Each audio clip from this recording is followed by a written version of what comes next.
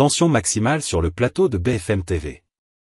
Apolline de Malherbe pousse Yaël Braun-Pivet dans ses retranchements, et le ton monte en direct. Contradiction, esquive, clash, la présidente de l'Assemblée nationale tente de garder le contrôle, mais l'interview tourne au règlement de compte. Asseyez-vous, car ce face-à-face va vous scotcher.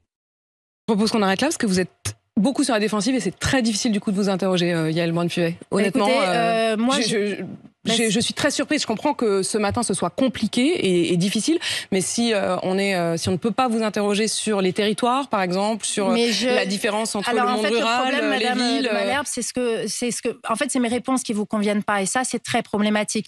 Vous pouvez m'interroger sur le monde rural. J'ai fait 41 déplacements en tant que présidente de l'Assemblée nationale. Non, vous avez parlé des catégories de cadres. Vous n'avez jamais parlé de ruralité. Donc, c'est trop facile, ça. C'est trop facile, et je pense que ça, c'est très inquiétant. Moi, vous savez, 41 déplacements sur toute la France entière. Donc, j'ai été en ruralité. J'ai rencontré les Français. J'ai fait des réunions publiques dans des villages. J'ai été à leur rencontre. J'ai vu leur désarroi. J'ai vu et je les ai entendus quand ils me disaient qu'ils avaient cette conviction d'être déclassés, cette problématique des déserts médicaux, etc. Ce que je leur dis aujourd'hui, c'est que je les entends, que nous n'avons pas tout bien fait, mais qu'en tout cas, le Rassemblement national, c'est de la poudre aux yeux. Et on a bien vu pendant la campagne qu'ils revenaient sur toutes leurs propositions. Et donc, le Rassemblement national ne réglera aucun de leurs problèmes. Et pour régler leurs problèmes, il faut construire une grande coalition allant des LR aux écologistes et aux communistes. Ça ne vous convient pas? Eh bien, c'est ma position et permettez-moi de l'assumer. Je ne sais pas parce que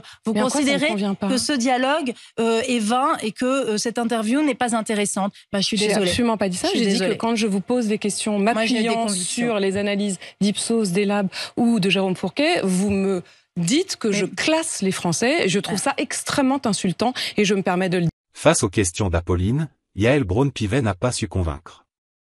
Langue de bois? Malaise? En tout cas, les Français méritent mieux qu'un discours flou. Index revers pointant vers la droite blanc. Partagez cette vidéo avec vos proches, vos amis engagés, ou tout simplement ceux qui veulent comprendre ce qu'il se passe réellement au sommet de l'État.